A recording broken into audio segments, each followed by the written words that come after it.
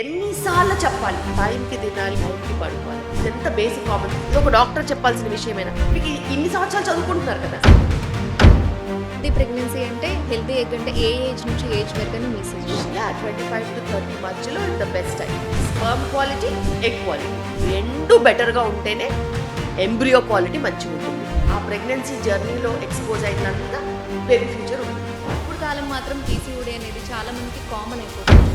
PCOD అనేది నిజంగా అంత డేంజరస్. గైనకాలజీనే ఎందుకు ఎంచుకున్నారు? బికాస్ ఫెర్టిలిటీ పెరగడానికి రీజన్స్ ఏంటంటారు? డెఫినెట్గా life style is one. Periods రెగ్యులర్గా వస్తే హెల్దీగా ఉన్నాము అని అనుకోవచ్చా? పీరియడ్ రెగ్యులర్గా వస్తే నాకు గాడ్ అంటే బిలీవ్ ఉంది. నేను చాలా నమ్మేది వెంకటేశ్వర స్వామి.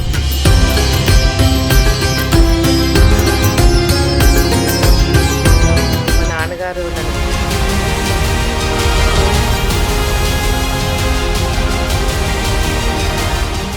Welcome to I dream. ఈరోజు మనతో పాటు a dynamic and inspiring gynaecologist doctor Shilpi Reddy గారు ఉన్నారు. జనరల్గా టీనేజ్ నుంచి చాలామంది ఆడవాళ్ళకి చాలా డౌట్స్ ఉంటూ ఉంటాయి. ఆ డౌట్స్ అన్నింటినీ క్లారిఫై చేయాలంటే ఖచ్చితంగా డాక్టర్ శిల్పిరెడ్డి గారి నుంచే సమాధానాలు రావాలి. డాక్టర్ శిల్పిరెడ్డి గారి నుంచే మనం తెలుసుకోవాలి. Hello ma'am, welcome to our show. Hello, ఎలా ఉన్నారు ma'am? All good. Okay ma'am, ఏంటి చిన్నప్పటి నుంచి అంటే నేను సాఫ్ట్వేర్ అవ్వాలి, నేను డాక్టర్ అవ్వాలి అని మీరు చిన్నప్పటి నుంచి అలా డాక్టర్ అవ్వాలి అనుకున్నారా? లేదు, నేను ఎప్పుడూ అలా అనుకోలేదు. మీ మా స్కూలింగ్ అసలు ఎక్కడ? నాన్నగారు లేదు, మా నాన్నగారు నన్ను డాక్టర్గా చూడాలనుకున్నారు. మా మదర్ నన్ను డాక్టర్గా చూడాలనుకుంది కాబట్టి అయ్యా. Okay, special. అప్పుడు మనని ఎక్కువ అడిగేవాళ్ళు కాదు కదా. చాయిసెస్ ఏదన్నా ఉంటే లోకం వాళ్ళే చూశారు కాబట్టి వాళ్ళే డిసైడ్ చేసేవాడు. ఓకే, సో మీ పేరెంట్స్ డ్రీమ్ అనమాట మీరు డాక్టర్ అవ్వాలి అని చెప్పి. సో గైనకాలజీనే ఎందుకు ఎంచుకున్నారు? బికాస్ నాకు చాలా సర్జికల్ స్కిల్స్ ఉన్నాయి. ఓకే. సో నేను పల్లెటూర్లలో వర్క్ చేసినప్పుడు ఎక్కువగా సర్జికల్ స్కిల్స్ డెవలప్ అయ్యాయి నాకు. ఎందుకంటే అలా పేషెంట్స్ వచ్చారు కాబట్టి. సో యాజ్ అ సర్జన్ నేను బాగా ఎక్కువగా ట్రైన్ అయ్యాను. సో సర్జికల్ స్కిల్స్ ఉన్నప్పుడు మనం లార్జర్ పాపులేషన్కి కేటర్ చేయాలి అని అంటే అది ఆబ్స్టిక్స్ అండ్ గైనక్ తీసుకుంటే బాగుంటుందని చెప్పి తీసుకున్నాను. సో ఇప్పుడు మిమ్మల్ని చూస్తూ మీ పేరెంట్స్ ఫీలింగ్ ఏంటి? వాళ్ళు ప్రౌడ్ ఫీల్ అవుతారు. ఓకే, సో ఇదంతా మీరు ఊహించుకున్నారా? నేను ఇలా ఉంటాను, ఈ స్టేజ్లో ఉంటాను అని చెప్పి మీరు అంటే మీ పేరెంట్స్ డ్రీమ్ అన్నారు. సో మీ పేరెంట్స్ డ్రీమ్ అంటే ఆబ్వియస్లీ మీ డ్రీమ్ అయిపోయి ఉంటుంది అప్పుడు. నేను చిన్నగా ఉన్నప్పటి నుంచి ఫస్ట్ బెంచ్లో కూర్చోవడం అలవాటు. ఓకే, ఫస్ట్ బెంచ్ స్టూడెంట్ అయితే మీరు. సో తెలివైన స్టూడెంట్ కాదు, ఫస్ట్ బెంచ్ స్టూడెంట్. ఎందుకంటే నాకు మళ్ళీ మళ్ళీ చదువుకోవాలంటే బద్ధకం. ఓకే, అందుకే నేను ఏదైనా ఫస్ట్ బెంచ్లో కూర్చుని వాళ్ళు చెప్పింది వినేస్తాను. వాళ్ళు విన్నది ఖచ్చితంగా గుర్తుపెట్టుకుంటాను. స్మార్ట్ థింకింగ్ అయితే.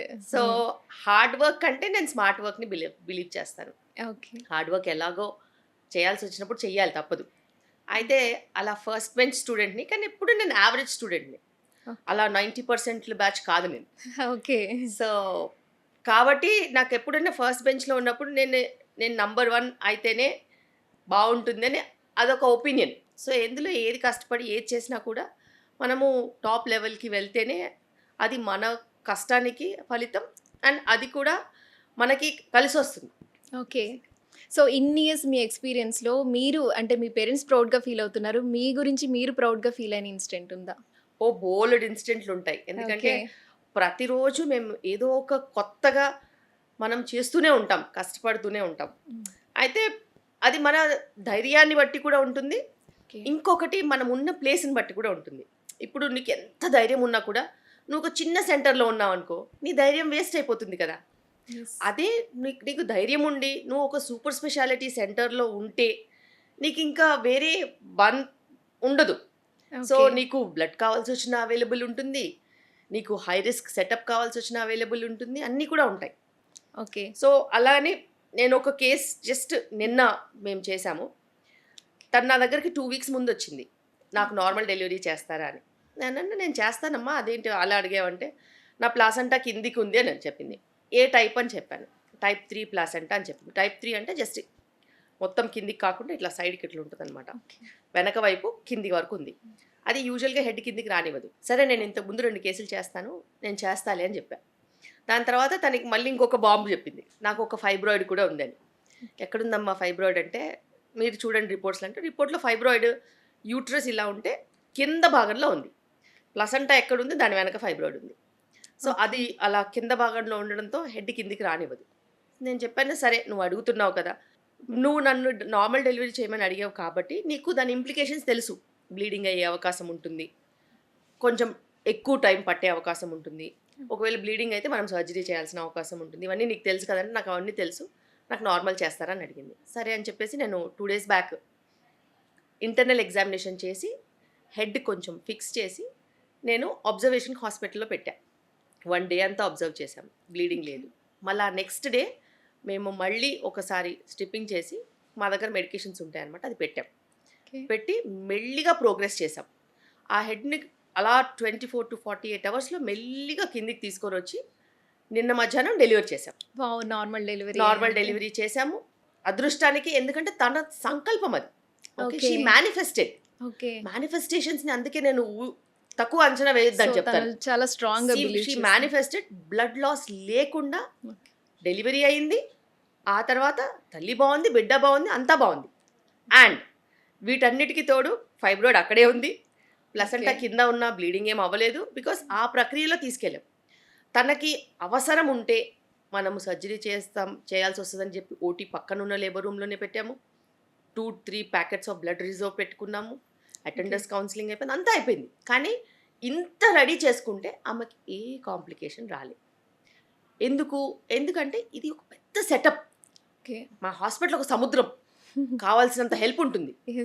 అండ్ అటాచ్డ్ అన్ని ఫెసిలిటీస్ ఉంటాయి. అదొక అడ్వాంటేజ్. ఇప్పుడు టౌన్స్ లోనో ఇలా అంటే ఏంటంటే అప్పటికప్పుడు ఎమర్జెన్సీ ఏమైనా కావాలి అంటే అవైలబుల్ ఉండదు. ధైర్యం అనేది ఒక ఎత్తు అయితే మీకు ఫెసిలిటీ కూడా అలాగే ఉండాలి. ఆ కాంప్లిమెంటెడ్ ఫెసిలిటీలోనే ఉన్నా కాబట్టి నిన్న తనకి నేను నార్మల్ డెలివరీ చేయగలిగా. అండ్ ఇద్దరు బాగున్నారు. అండ్ ఈరోజు వెళ్తే she was so happy. And ఆ ఫేస్లో ఉన్న చామ్ ఇంకెవరికి ఉండదు. Because what she wanted she achieved. చాలా మంది మనం ఆడవాళ్ళని చూస్తూ ఉంటాం కదా, ఊరికే భయపడతారు, అంటే లేని దానికి కూడా భయపడతారు. అవునవును, నార్మల్ డెలివరీ అంటే. ఈమె కూడా సేమ్ సగటున ఒక normal middle class women. But ఒక్కసారి ఆలోచించండి, ఆమె ఐడియా ఏంటి, ఆమె క్లారిటీ ఏంటి. ఆ క్లారిటీ కోసము ఆమె నా దగ్గరకు వచ్చింది. బికాస్ నేను చేస్తానని తెలిసి వచ్చింది. నాకున్నది ధైర్యం చేయించుకోవడానికి, నీకెందుకు లేదు అని అడిగిన పర్సనాలిటీ. సో ఇంత స్ట్రాంగ్ ఉమెన్ పర్సనాలిటీస్ ఉన్నప్పుడు భయపడే వాళ్ళు ఎందుకు భయపడతారో కూడా అర్థం కాదు. సో ఇది డేర్, కాన్ఫిడెన్స్ అన్నీ అనుకోవాలి మనం. ఎగ్జాక్ట్లీ. ఎందుకంటే ఒక బిడ్డ కనే విషయంలో ఆ మదర్ ఆ టైంలో ఏంటంటే సెన్సిటివ్ గా ఉంటారు. బట్ మీరు చెప్పిన ఇప్పుడు వాళ్ళు 2 days వితౌట్ డెలివరీ అనేది హాస్పిటల్లో ఉన్నారు. అదే టైంలో జస్ట్ ఈవినింగ్ అడ్మిట్ చేసి మార్నింగ్ నార్మల్ డెలివరీ అయ్యే వాళ్ళు రాత్రి సెక్షన్ చేయమని 6 గంటలు మమ్మల్ని టార్చర్ చేశారు. ఎందుకంటే వాళ్ళకి పెయిన్ వస్తే సెక్షన్ చేయాలి, పెయిన్ వస్తే సెక్షన్ చేయాలి. కానీ సెక్షన్ చేసిన తర్వాత కూడా పెయిన్ ఉంటుంది కదా, అప్పుడు ఎక్కడికి వెళ్ళాలి? సెక్షన్ చేసిన తర్వాత ఇది చేసేటప్పుడు భయపడతారు, చేసేసిన తర్వాత సేమ్ పెయిన్. నేను ఒప్పుకోలేదు, వాళ్ళకి నేను ఒప్పుకోలేదు. వీళ్ళని చూసి వాళ్ళు నేర్చుకుంటానంటే వీళ్ళు కూడా ఏం నేర్చుకోలేదు. కానీ నార్మల్ డెలివరీ అయ్యే వాళ్ళకి నార్మల్ అవుతుంది. అలా అని మనం నార్మలే చేయాలని ఎక్కడా రూల్ లేదు. మనం ప్రోగ్రెస్ అవ్వలేదు, బేబీ హార్ట్ బీట్ మంచిగా లేదు, లేకపోతే మదర్కి ప్రోగ్రెస్ అవ్వట్లేదు, సెక్షన్ చేయాలి. సో ఏది మనం పర్టికులర్గా పట్టుకుని ఉండొద్దు. అన్ని రకాల పరిస్థితుల్లో మేము చూస్తూ ఉంటాం. అలాగే ఇంకా చాలా కేసెస్ ఉంటాయి. సో ఎవ్రీ టైం మీరు ఇలా ఛాలెంజెస్ ఫేస్ చేసినప్పుడు ప్రౌడ్గా ఫీల్ అవుతారు? డే ఛాలెంజ్ ఉంటుంది మాకు. రాత్రంతా సెక్షన్ల కోసం అడుగుతూ ఉంటారు, పొద్దునంతా నార్మల్ డెలివరీస్ చేస్తారు. సో మ్యామ్, నార్మల్ డెలివరీ గురించి చెప్పారు, ఇప్పుడు సెక్షన్ గురించి చెప్పారు. అసలు ఈ రెండింటికి ఏంటి మ్యామ్ డిఫరెన్స్? అంటే సెక్షన్ చేసుకున్న వాళ్ళకి ఏమైనా అంటే ఫర్దర్గా మనం వింటూ ఉంటాం మిత్స్, అంటే బ్యాక్ పెయిన్ వస్తుంది లేదా మోకాళ్ళ నొప్పులు వస్తూ ఉంటాయి, ఇవన్నీ మనం వింటూ ఉంటాం. నిజంగా ఇది సెక్షన్ వల్ల ఇలాంటి ప్రాబ్లమ్స్ అన్నీ వస్తాయా? అలా అని కాదు. సిజేరియన్ అనేది ఉమెన్కి అదొక వరం. ఎందుకంటే నార్మల్ డెలివరీ అవ్వలేని పరిస్థితులు ఎన్నో ఉంటాయి. అలాంటి పరిస్థితుల్లో ప్రాణం కాపాడే ప్రొసీజర్ సిజేరియన్. అండ్ సిజేరియన్కి నిజంగానే చాలా పెద్ద వాల్యూ ఉంది. బికాస్ అది తల్లికి ఏమి కాకుండా బిడ్డకి ఏమి కాకుండా ప్రమాదంలో నుంచి బయటికి తీసుకొచ్చే ప్రొసీజర్. యెస్. ఆ ప్రొసీజర్‌ని మనము ఊరికే వాడేస్తున్నాం. ఓకే. అండ్ పోనీ ఆ ప్రొసీజర్ వల్ల నిజంగానే నొప్పి లేకుండా ఉంటుందా? అలా ఉంటే నేనైనా ఒప్పుకుంటాను. సేమ్ టైమ్‌లో అప్పటికి నిన్న నేను ఒక రీల్ వేశాను. ఆ రీల్‌లో ఓకే. కూడా ఫస్ట్ టైము జస్ట్ భయం. సర్జరీ అంటే నార్మల్ డెలివరీ అంటే భయం వల్ల ఆమె సిజేరియన్‌కెళ్ళింది. పోనీ ఇంకేదైనా రీజన్ ఉందేమో. 8 years back. 7, 8 years back. Okay. ఆ సిజేరియన్ తను చేయించుకున్నప్పుడు స్పైనల్ ఇంజెక్షన్ ఉంటది కదా! హ్మ్. దానికే తన భయం పట్టుకుంది. ఓకే. దాని తర్వాత సిజేరియన్ అయిన తర్వాత పెయిన్‌కి భయం పట్టుకుంది. సో, ఈ స్పైనల్ అనెస్థీషియాకి పట్టుకున్న భయం, పోస్ట్ డెలివరీ సిజేరియన్ తర్వాత పట్టుకున్న పెయిన్‌కొచ్చిన భయానికి ఇన్ని సంవత్సరాలు ఆమె ప్రెగ్నెన్సీయే కాదనుకుంది. ఆ ఓకే. ట్రామాలో నుంచి బయటికి రాలేదు. ఓకే. ఓకే. దాని తర్వాత సో, అంటే అది ఎలా తనకి భయం ఎలా పట్టుకుంది? అంటే పెయిన్ వేరే వల్ల. వాళ్ళని చూడడం పెయిన్ వల్ల. ఆల్రెడీ వన్స్ అంటే ఆ సిజేరియన్‌కి ఫస్ట్ డెలివరీయే ఫస్ట్ డెలివరీ తర్వాత సెకండ్ బేబీని నార్మల్ కనడానికి. కాదు. నార్మల్ డెలివరీ అయితే పెయిన్ ఉంటదని సెక్షన్ చేయించుకుంది. ఓకే. ఓకే. సెక్షన్ చేసినప్పుడు స్పైనల్ అనెస్థీషియా ఇస్తారు కదా! యెస్. యెస్. అది ఆమె యాంటిసిపేట్ చేయలేదు. ఓకే. సో, ఆ స్పైనల్ అనెస్థీసియాకే భయపడినామె. హ్మ్. స్పైనల్‌తో పాటు హ్మ్. మళ్ళీ స్పైనల్ డెలివరీ పెయిన్. గుచ్చినప్పుడే పెయిన్ ఎక్కువ అనిపించిందంట ఆమెకి. ఓకే. దాని తర్వాత స్పైనల్‌కే పెయిన్ అనిపిస్తే సెక్షన్‌కి ఎంత పెయిన్ ఉంటది? యాహ్! సో, అదంతా ఆమె భరించి ఇది మొత్తం ఒక ట్రామా జర్నీ కింద ఆమె మొత్తం ఇట్లా నిండుకుపోయి ఉంది. ఆమెకు నెక్స్ట్ ప్రెగ్నెన్సీ ప్లాన్ చేయడానికి చాలా టైం పట్టింది అందుకని. ఓకే. ఓకే. సెకండ్ కిడ్ కనడానికి అన్ని ఇయర్స్ 8 ఇయర్స్ గ్యాప్ తీసుకున్నారైతే. అంతే ఆ! 6-8 ఇయర్స్ గ్యాప్ తీసుకుంది. ఓకే. ఎందుకు అనంటే భయం. ఆమె ఓకే. నార్మల్ వద్దనుకుని సెక్షన్‌కెళ్ళింది. సెక్షన్ తెలియకుండా అయిపోద్దనుకుని ఓకే. సెక్షన్‌లో కూడా ఆమె అలాగే ట్రామాతో ఉండింది. సో, నా దగ్గర మళ్ళీ చెకప్స్ అంతా హ్మ్. చేసుకొని నేనడిగా, "మరి నీకు సెక్షన్ అంటే భయపడ్డావు కదా! హ్మ్. ఈసారి నార్మల్ చేసుకుంటావా?" అని. "అమ్మో! నార్మల్ అంటే నాకు భయం మేడం" అని. "మరి సెక్షన్ అంటే కూడా నువ్వు భయపడ్డావు అంటే కదా!" ఫస్ట్ సెక్షన్ అయిన తర్వాత సెకండ్‌ది నార్మల్ డెలివరీ నేను అయ్యే ఛాన్సెస్ చేస్తాను. ఉంటాయా? నేను చేస్తాను. ఓకే. సో, నేను అడిగాను అందుకనే. హ్మ్. "నువ్వు నార్మల్ చేయించుకుంటా అంటే నేను చేస్తానంటే" "వద్దు మేడం నాకు సెక్షనే చేయండి. నాకు చాలా భయముంది. Last time okay. సెక్షన్‌కే నాకు చాలా ఇబ్బందయింది. చాలా హ్మ్. పెయిన్ అయిందంటే" హ్మ్. "అసలు పెయిన్ లేకుండా సెక్షన్ ఉంటదని నీకు తెలుసా?" అని అడిగా. "నాకు తెలీదని" చెప్పింది. "ఈసారి నువ్వు చూడు. నీకు ఇంత కూడా పెయిన్ లేకుండా, నార్మల్ డెలివరీ ఇంత చేస్తాను. పెయిన్ లేకుండా నార్మల్ కాదు సెక్షనే. సెక్షనే తను పెయిన్ నార్మల్‌గా డెలివరీ. అసలు ఓకే. ఒప్పుకోవట్లేదు. ఆ భయానికే ఓకే. ఒప్పుకోవట్లేదు. ఓకే. ఓకే. నీకు ఇంత కూడా పెయిన్ అవ్వకుండా నేను సెక్షన్ చేస్తాననంటే, "ఎలా?" అనింది. నేనన్నా, "నువ్వు చూడు" అన్నా. ఓకే. అలాగే వాళ్ళు పెట్టుకున్న టైమింగ్‌కి మార్నింగ్ నేను, ఇద్దరు అనెస్థెటిస్ట్‌లు కలిసి ఓకే. నాతో పాటు ఇద్దరు అసిస్టెంట్లు. ఆమెకి ఆఖరికి ఇంజెక్షన్ పెయిన్ కూడా తెలియకుండా బ్లాక్ చేసి, మంచిగా డెలివర్ చేసి బేబీనిచ్చాం. వావ్! సూపర్. బికాస్ ఇవి నేనెందుకు మళ్ళీ మళ్ళీ చెప్తున్నానంటే, ఇది ఇండివిడ్యువల్ ప్రాబ్లమ్ కాదు. ఓకే. తను వేరే ఎవరికైనా తన జర్నీ షేర్ చేసినా షేర్ కానీ, చేసుకోవాలన్నా. ఆ జర్నీలో పెయిన్ ఉంటదంటే ఇంకొకళ్ళ పిల్లల్ని కూడా కనట్లేదు. యెస్. ఇప్పుడు ఆ పరిస్థితికొచ్చాం. యెస్. బికాస్ అది నీ ట్రామా అని నువ్వనుకుంటున్నావు. కానీ నీ ట్రామా ఉందని నువ్వు నలుగురితో కూర్చునున్నప్పుడు షేర్ చేసుకుంటే అవతల వాళ్ళు కూడా కాన్ఫిడెన్స్ లాస్ అవుతారు. లాస్ అవుతారు. వాళ్ళకి అది ఫియర్ ఫ్యాక్టరు పెళ్లి కూడా చేసుకోకుండా అయ్యేంత యాహ్! ఫియర్ ఫ్యాక్టర్‌కెళ్ళిపోయిందిప్పుడు. అవును. పిల్లల్ని కూడా కనకుండా కనాల్సొస్తుంది ఉండంత అని. ఫియర్ ఫ్యాక్టర్ అయిపోయింది. యెస్. నాకు డెలివరీ వద్దు, ఏమొద్దు, ఆ పెయిన్ వద్దు, ఏమొద్దు అనేసేసి అనుకునే ఫియర్ ఫ్యాక్టర్ వరకు కూడా ఎళ్ళిపోయింది. ఓకే. సో, నేను నీ ట్రామా మార్చలేకపోతే, నేను నీ జర్నీ అబౌట్ డెలివరీని మార్చలేకపోతే సో, ఛాలెంజింగ్‌గా తీసుకున్నారు మీరు. ఎగ్జాక్ట్‌లీ నువ్వు ఇదే ట్రామా వేరే వాళ్ళకి చెప్తావు. హ్మ్. వాళ్ళు కనకపోతే పిల్లలు. సో, నీ జర్నీని మారుస్తాను. నేను మళ్ళీ ఈరోజు ఎళ్ళా. Pain okay. ఉందా అని అడిగా. లేదు మేడం బానే ఉంది. కాళ్ళు చేతులు కదులుతున్నాయి. కొంచెం పక్కకు తిరిగేటప్పుడు అలా కొంచెం ఇబ్బంది అనిపిస్తుంది. ఇక అది కూడా ఉండొద్దు. అది కూడా ఉండకుండా మేము చూసుకుంటామని చెప్పి ఎపిడ్యూరల్ ఇచ్చి, టాపప్ ఇచ్చి, మొబిలైజ్ చేసి పెట్టాం. బికాస్ తనకి ఇప్పుడు నేను ఆ కంఫర్ట్ ఇవ్వకపోతే, పాత ట్రామాకి ఇది కూడా యాడ్ అయితే, she will not forgive herself and she will carry that for ever in her life. Okay. So, at least తనకి లాస్ట్ టైమ్ జరిగింది. ఓహ్! అది నాకు తెలీదు కాబట్టి నాకలా జరిగింది. నాకు ఈ చాయిస్ ఉన్నదని తెలిసుంటే నేను అది కూడా సో, మార్చుకునేదాన్నని సెకండ్ తెలుసుకోవాలి. ప్రెగ్నెన్సీ తనకి హ్యాపీ ప్రెగ్నెన్సీ అయింది. యెస్. సో, మ్యామ్ టీనేజ్ వచ్చిన తర్వాత ఆడపిల్లలకి ఒక డౌట్ ఉంటుంది. వాళ్ళకి ఆ టైంలో వైట్ డిశ్చార్జ్ అవుతూ ఉంటుంది. సో, అది వాళ్ళకి కొంతమందికి మదర్‌తో కొంతమంది ఎక్స్‌ప్లెయిన్ చేస్తారు. లేదా మదర్‌తో కూడా మాట్లాడలేని వాళ్ళు ఉంటారు కొంతమంది. సో, ఆ టైంలో మదర్ వాళ్ళ బేబీకి చెప్పాలి, వాళ్ళ డాటర్‌కి చెప్పాలి అంటే ఆ పరిస్థితిని ఎలా చెప్పాలి అని మీ సజెషన్? మీరు ఏం చెప్తారు? ఎప్పుడైనా కూడా డిశ్చార్జెస్ అనేవి కామన్. దాన్ని అసలు మనం పట్టించుకోవాల్సిన అవసరం లేదు. Teenage discharges are just okay. Normal. So వాళ్ళు ఆ టైంలో అయితే భయపడతారు కదా. భయపడాల్సిన అవసరం లేదు. ఓకే. కానీ any discharge that has got any bad smell, okay. That has got itching, వాళ్ళే వచ్చి చెప్తారు.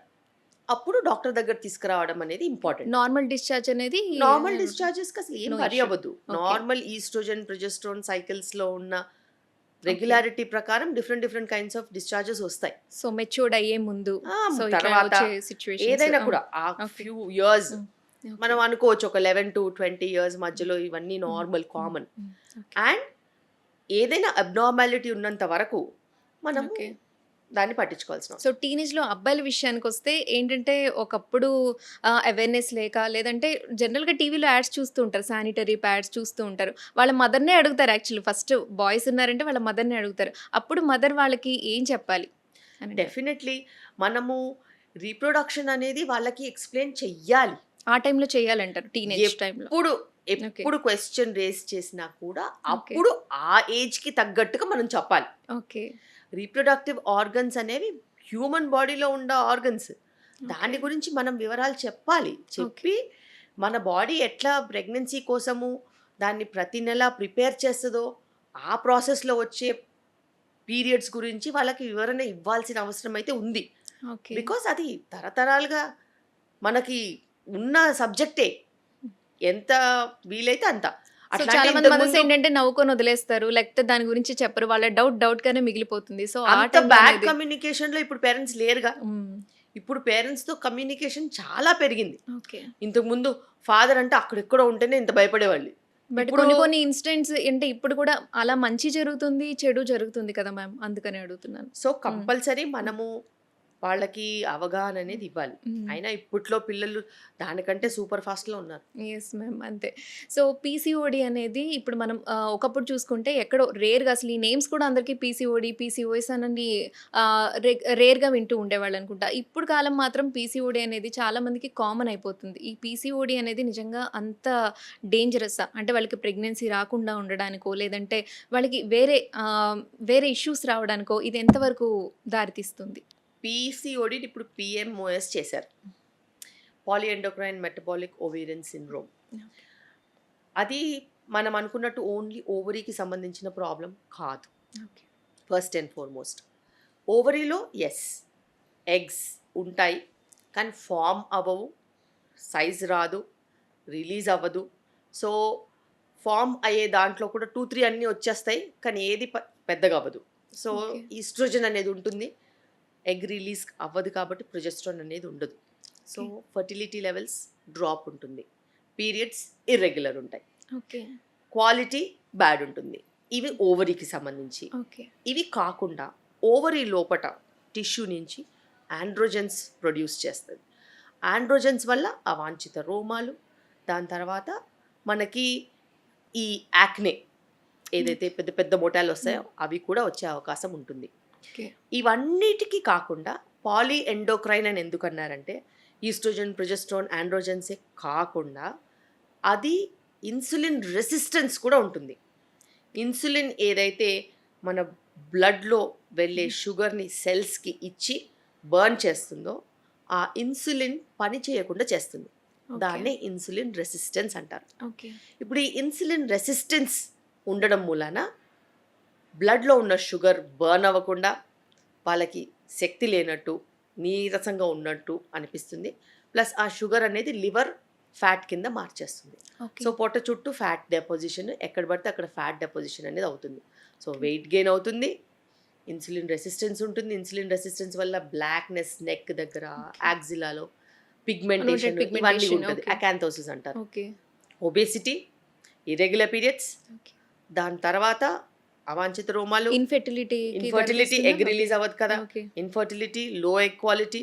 సో ఇవన్నీ మల్టిపుల్ సిస్టమ్స్ని ఇన్వాల్వ్ అవుతున్నాయి కాబట్టి పాలీ ఎండోక్రైన్ మెటబాలిక్గా అసోసియేటెడ్ విత్ ఇన్సులిన్ ఆండ్రోజన్స్ అన్నీ కాబట్టి metabolic ovarian syndrome. So poly endocrine metabolic ovarian syndrome దానికి కొత్తగా పేరు ఇచ్చారు. అయితే ఒక్కటి గమనించుకోవాల్సింది ఏంటంటే అది మనము జస్ట్ చిన్న పిఎంఓఎస్ఏ కదా అని తీసేయడానికి లేదు. స్టార్టింగ్లో అంతా irregular periods, weight gain, okay. Acne, okay. ఎక్కువ అవాంఛిత రోమాలు, ఇవన్నీ ప్రాబ్లమ్స్తో వెళ్తూ pigmentation. Male pattern baldness, okay. ఇవన్నీ కాకుండా ముందుకు వెళ్తే ఫర్టిలిటీ ఇష్యూస్, సంతానలేమి సమస్యలు, ఎగ్ ఫార్మేషన్ ఇష్యూస్, వీటన్నిటిని మళ్ళీ ముందుకు తీసుకెళ్తూ ఉన్నప్పుడు మళ్ళీ ఇర్రెగ్యులర్ పీరియడ్సే కాకుండా ఎండోమెట్రియల్లో థిక్నెస్ ఎక్కువ ఉండడము, ఓవర్ బ్లీడింగ్ సమస్యలు ఉండడము, obesity related problems, sugar, BP, cholesterol issues, తర్వాత క్యాన్సర్స్. అది బ్రెస్ట్ క్యాన్సర్ ఉండొచ్చు, ఎండోమెట్రియల్ క్యాన్సర్ ఉండొచ్చు, ఏ క్యాన్సర్ అయినా సో ఉండొచ్చు. ఫర్దర్గా ఇన్ని ఇష్యూస్కి దారితీస్తుంది. ఎస్. సో పిఎంఓఎస్ని మనం చాలా సీరియస్ తీసుకోవాల్సిన అవసరం ఉంది. ఓకే. అండ్ పేరెంట్స్ ముద్దు ముచ్చట అనుకుంటూ పిల్లలకి బాగా ఫుడ్ పెడుతూ ఉంటారు. అంత అవసరం లేదు. ఓకే. పిల్లలకి ఎంత వర్క్ ఉంటుంది, ఎంత ఫిజికల్ యాక్టివిటీ ఉంటుందో చెక్ చేసుకుని దానికి సరిపడా ఫుడ్ పెడితే సరిపోతుంది. అసలు అండ్ ఫస్ట్గా జంక్ ఫుడ్ అది పెట్టొద్దు. ఏ టైంలో స్టార్ట్ అవుతుంది మ్యామ్? టీనేజ్ టైంలో వస్తుందా పీసీఓడి? యాక్చువల్లీ పిఎంఓఎస్ అనేది పిఎంఓఎస్. మదర్స్ వూంబ్లో నుంచి కూడా స్టార్ట్ అవుతుంది. ఓకే. ఎందుకంటే మదర్ ప్రెగ్నెంట్గా ఉన్నప్పుడు, ఫీమేల్ చైల్డ్ ఉన్నప్పుడు inside the mothers womb sugars కనుక ఎక్కువగా ఎక్స్పోజ్ అయిపోతే ఆ బేబీ, అక్కడి నుంచి కూడా పిఎంఓఎస్ స్టార్ట్ అయ్యే ఛాన్సెస్ ఉంటాయి. So Okay. ఇప్పుడు ప్రెగ్నెంట్ ఉన్న వాళ్ళందరికీ ఫుడ్ రెస్ట్రిక్షన్ చెప్పాల్సిన అవసరం ఉంది. ఎందుకంటే వర్క్ తగ్గిపోయింది, చాలా మటుకు తగ్గిపోయింది. అండ్ అసిస్టెడ్ హెల్ప్ పెరిగిపోయింది. వెదర్ పేరెంట్స్ అయినా, ఇన్లాస్ అయినా, మేడ్స్ అయినా, ప్రెగ్నెన్సీ అప్పుడు అండ్ కూడా వర్క్ అందరూ ఫ్రమ్ ఏమీ హోమ్ అయినా, చేయనివ్వరు. ఇవన్నీ అసిస్టెడ్ మ్మ్. ఫెసిలిటీస్ ఎక్కువైపోయాయి. డిస్టెన్సెస్ కూడా ట్రావెలింగ్ లేదు, నడుచుకుంటూ వెళ్ళట్లేదు, అన్ని వెహికల్స్ ఉంటున్నాయి. సో ఇట్లా చుట్టూ చూసుకున్నట్టయితే ఉమెన్ చుట్టూ ఒక టెక్నాలజీ అంతా అల్లుకుంది. నడిపిస్తుంది. ఎగ్జాక్ట్లీ. సో సో ప్రెగ్నెన్సీ అప్పుడు ఇంకా రుబ్బడం, ఎక్కువ రెస్ట్ దంచడం, తీసుకుంటూ ఉంటారు. రుబ్బడం దంచడం మిక్సీలు వచ్చేసాయి, బట్టలు ఉతకడం ఆరేయడం వాషింగ్ మిషన్స్ వచ్చేసాయి, ఏసీలు, టీవీలు, రిమోట్స్. రిమోట్స్ వచ్చేసాయి, అయర్నింగ్ కి కమర్షియల్ అయర్న్ వాళ్ళు వచ్చేసారు, అయర్న్ చేసి ఇచ్చేసేవాళ్ళు. అట్లా ప్రతి చోట యాక్టివిటీ తగ్గిపోయింది, కానీ ఒకే చోట యాక్టివిటీ బాగా పెరిగింది, availability of food. Okay. And availability of ఫుడ్లో కూడా సరైన ఫుడ్ అవైలబుల్ కాదు. నీకు చాయిసెస్ ఉన్నప్పటికీ నీ నాలుగుకి, నీ బ్రెయిన్కి నచ్చేది జంక్. ఎందుకంటే దాంట్లో అలా యాడ్ చేస్తారు, ఆ అడిటివ్స్, ఆ కెమికల్స్ నిన్ను పిలుస్తాయి, అట్రాక్ట్ చేస్తుంది. ఎగ్జాక్ట్లీ. అది ఇప్పుడు సిటీలోనే కాదు, ఊళ్ళల్లో కూడా సేమ్ పరిస్థితి. అండ్ ఆ పరిస్థితి ఇంకా దారుణంగా అవుతుంది. ఇప్పుడు మన సిటీలో కూడా చూసుకుంటే రోడ్స్ మీద అందరూ టీనేజర్సే ఉంటారు. ఈ స్ట్రీట్ టీనేజర్స్ ఉంటారు, చిన్న young పిల్లలు adolescents ఉంటారు, ఉంటారు, పిల్లలు ఉంటారు. అందరూ వాళ్ళకి అట్రాక్ట్ అయిపోతారు. పేరెంట్స్ కి అలవాటు ఉంటుంది, పిల్లలకు కూడా అలవాటు చేస్తారు. సో ఎప్పుడూ ఒకసారి తినడం వేరు, తినడం వేరు, డైలీ రెగ్యులర్ గా తినడం వేరు. అండ్ ఇప్పుడు నువ్వు ఏదైనా కుక్ చేసావు, కుక్ చేసినప్పుడు నువ్వు ఎనర్జీ స్పెండ్ చేస్తావు, దాన్ని అందరికీ డిస్ట్రిబ్యూట్ చేస్తావు, నువ్వు తింటావు, అప్పుడు అదొక లెక్క. ఇప్పుడు ఆర్డర్ చేసుకుని తిన్నప్పుడు నీకు కుకింగ్లో కూడా టైం లేదుగా, అక్కడ కూడా పని తగ్గిపోతుంది. ఎస్. సో ఇట్లా చూసుకున్నట్టు అయితే తినొద్దు తినొద్దు తినొద్దు అంటే మేము ఎందుకు చెప్తాం తినొద్దని? ఎందుకంటే పరిస్థితులు అలా ఉన్నాయి. అండ్ ఇప్పుడు నెక్స్ట్ జనరేషన్ మొత్తం ఎపిజెనెటిక్స్ అంటారు. నీవు ప్రెగ్నెన్సీ రాకముందు, ప్రెగ్నెన్సీ వచ్చిన తర్వాత నీ నెక్స్ట్ జనరేషన్ ఫ్యూచర్ డిసైడ్ అయిపోతుంటే అప్పుడు నువ్వు జాగ్రత్తగా ఉండాలి కదా. సో జెన్జీ నుంచి జెన్ ఆల్ఫా వాళ్ళంతా కూడా ఈ ప్రాబ్లమ్స్ అన్ని ఫేస్ చేయాల్సి వస్తుంది. ఇప్పుడు స్పర్మ్ క్వాలిటీ, ఎగ్ క్వాలిటీ రెండు బెటర్గా ఉంటేనే ఎంబ్రియో క్వాలిటీ మంచిగా ఉంటుంది. ఎంబ్రియో క్వాలిటీ మంచిగా ఉంటేనే దాని ఎన్వైరన్మెంట్లో పెరిగినప్పుడు ఆ ప్రెగ్నెన్సీ జర్నీలో ఎక్స్పోజ్ అయిందంతా బేబీ ఫ్యూచర్ ఉంటుంది. సో దానికి మనం ప్రిపేర్ అవ్వాల్సింది మంచి ఆరోగ్యంగా ఉన్న ఆడవాళ్ళు, మంచి ఆరోగ్యంగా ఉన్న మన మగవాళ్ళు, మంచి క్వాలిటీ స్పర్మ్, మంచి క్వాలిటీ ఎగ్స్. అదేవిధంగా ప్రెగ్నెన్సీలో కూడా ఒళ్ళు దగ్గర పెట్టుకుని జాగ్రత్తగా, మెడిసిన్సే కాదు లైఫ్ స్టైల్ కూడా చాలా ఇంపార్టెంట్. చేసుకోవాలి. ఫిజికల్ యాక్టివిటీ ఉండాలి, పనులు చేసుకోవాలి, వండుకోవాలి, టైంకి తినాలి, ప్రోటీన్ మంచిగా తీసుకోవాలి, పిండి పదార్థాలు తక్కువ తీసుకోవాలి, టైంకి పడుకోవాలి, అనవసరంగా ఆలోచించొద్దు. అండ్ ప్రెగ్నెన్సీ టైంలో నేను గైనకాలజిస్ట్ అయిపోతాను అని చదువుకోవడం మొదలు పెట్టొద్దు. సో నువ్వు ప్రెగ్నెంట్ ఉమెన్కి ప్రెగ్నెన్సీ గురించి ఏది బెస్ట్ ఫుడ్, దాని తర్వాత ఎలా నేను టైం సెట్ చేసుకోవాలి, ఉద్యోగం కాకుండా బేబీతో మాట్లాడడానికి కొంచెం టైం ఏదైనా బుక్ రాసుకోవడమో, లేకపోతే ఏదైనా బేబీ కోసం ఏదైనా అల్లడమో, కుట్లో ఇలాంటి వాటి మీద నువ్వు టైం స్పెండ్ చేయాలి తప్పితే, నేను ఈరోజు ఏం ఫైండింగ్స్ ఉంటాయి, రేపేం ఫైండింగ్స్ ఉంటాయి, ఎల్లుండి ఏముంటాయి, ఇవన్నీ కరెక్ట్ కాదు. స్ట్రెస్ తీసుకో. ఎంత స్ట్రెస్ తక్కువ ఉంటే అంత పాజిటివ్గా pregnancy. ఆలోచించే బేబీస్ వస్తారు. సో మ్యామ్, ప్రెగ్నెన్సీ గురించి మాట్లాడుకుంటున్నాం కాబట్టి ఇప్పుడు ఏంటంటే సోషల్ మీడియా ద్వారా కావచ్చు అండ్ సెలబ్రిటీస్ని అందరూ ఇన్స్పిరేషన్గా తీసుకుంటూ ఉన్నారు. సో మనం సెలబ్రిటీస్లో చూసుకుంటే 39 ఇయర్స్ 40 ఇయర్స్లో కూడా మనం ప్రెగ్నెన్సీ చూస్తూ ఉన్నాం. ఇప్పుడు మన హీరోయిన్స్ కావచ్చు అలా. సో వాళ్ళని ఇన్స్పిరేషన్గా తీసుకొని బయట వాళ్ళు కూడా 34 35 అంటే తర్వాత ప్రెగ్నెన్సీ ప్లాన్ చేసుకుంటున్నారు. సో దీని గురించి మీరేమంటారు? అంటే వాళ్ళని ఇన్స్పిరేషన్గా తీసుకోవడం ఎంతవరకు కరెక్ట్? ఇన్స్పిరేషన్గా తీసుకోవాలి అని అంటే నీకు అలాంటి వర్క్ ఉందా? They have body image responsibilities to look certain way and they professional demands that. Okay. So వాళ్ళు ఎగ్ ఫ్రీజింగే చేసుకుంటారు, ప్రెగ్నెన్సీ ప్లాన్ తర్వాత చేసుకుంటారు, అది వాళ్ళ ఇష్టం. Okay. Because it's very personal. Yeah, వాళ్ళకి ఒక option egg freezing. Exactly. So వాళ్ళ ప్లానింగ్తో వాళ్ళు ఉంటారు. బికాస్ అ సర్టన్ ఏజ్ వరకు వాళ్ళ టాలెంట్కి వాళ్ళకి వృత్తిపరంగా నడుస్తుంది Opportunities. కాబట్టి they have to. Every moment need not do that. Mainstream అనేది ఒకటి ఉంటుంది కదా. మెయిన్ స్ట్రీమ్ అనేవాళ్ళు ఎర్లీ 20s వరకు చదువుకోవాలి, మిడ్ 20s వరకు వర్క్ ఆపర్చునిటీస్ చూసుకోవాలి, మిడ్ 20sలో మ్యారేజ్ చేసుకుంటే అట్లీస్ట్ లేట్ 20sలో ఫస్ట్ చైల్డ్ కంప్లీట్ చేసుకుంటే మీ ఆరోగ్యరీత్యా అది మంచిది. అండ్ చైల్డ్ కేర్కి అన్నిటికంటే బెస్ట్ టైం అకామిడేటివ్గా ఉంటుంది, బాడీ సపోర్ట్ చేస్తుంది, ఇవన్నీ కూడా ఉంటాయి. సో హెల్దీ ప్రెగ్నెన్సీ అంటే హెల్దీ ఎగ్ అంటే ఏ ఏజ్ నుంచి ఏజ్ వరకు అని మీ usually 20s are the best time. 20s are the best time. Mid 20s to late 20s are the best time. Okay. 20 to 30 before. 25 to 30 మధ్యలో 25 the to best 30. Time. దాని తర్వాత pregnancy chances మెల్లిగా decline అవుతాయి. Okay. So fertility rate drop అవుతుంది, other problems అందుకుంటాయి. So మనం ladies గురించి మాట్లాడుకుంటూ ఇప్పుడు జెంట్స్ కూడా వాళ్ళు కూడా 35కి 34కి అలా చేసుకుంటున్నారు. సో వాళ్ళు కూడా వాళ్ళకి అంతే. కూడా సేమ్ అప్లై అవుతుంది, ఎందుకంటే Okay. స్పర్మ్ క్వాలిటీ కూడా డ్రాప్ అయ్యే ఛాన్సెస్ ఉంటాయి. Okay. And sperm quality issues ఇంకా ఎక్కువ మొండిగా ఉంటాయి, ఓకే. అంత ఈజీగా వంగవు. Sperm quality issues time taking to set right. And sperm quality issues బేస్డ్గానే ఫర్టిలిటీ ట్రీట్మెంట్స్ ఉంటాయి. నీ స్పర్మ్ క్వాలిటీ నార్మల్ ఉంటే, నీ ఎగ్స్ తక్కువ ఉన్నా కూడా నీకు ప్రెగ్నెన్సీ వచ్చే ఛాన్స్ ఉంటుంది. నీ స్పర్మ్ క్వాలిటీ బ్యాడ్ ఉంటేనే యూజువల్గా ఐయుఐస్ ఐవీఎఫ్స్ పుష్ చేస్తారు, okay. Because sperm quality issue ఉందనేసి. ఓకే. ఎన్ని టైమ్స్ వరకు ఈ ఐవీఎఫ్లు ఇవి వరకు సేఫ్ అంటారు? It is not about number of times. It is about why is the reason that they chose. Reason మనకి కరెక్ట్గా కనుక్కుంటే అది మనకి ఫస్ట్ సైకిల్లోనే క్లియర్ అవ్వాలి.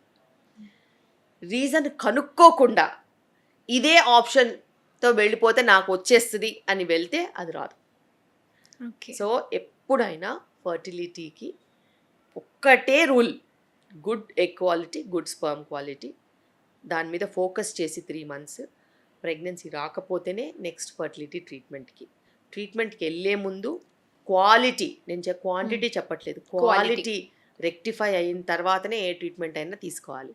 క్వాలిటీ రెక్టిఫై కాకపోతే ఏ ట్రీట్మెంట్తో ఆ క్వాలిటీతో ప్రెగ్నెన్సీ వస్తుందో ఆ ట్రీట్మెంట్ తీసుకుంటేనే, ఆ ప్రోటోకాల్ వెళ్తేనే, ఆ పద్ధతిలో వెళ్తేనే మనకు ప్రెగ్నెన్సీ వస్తుంది.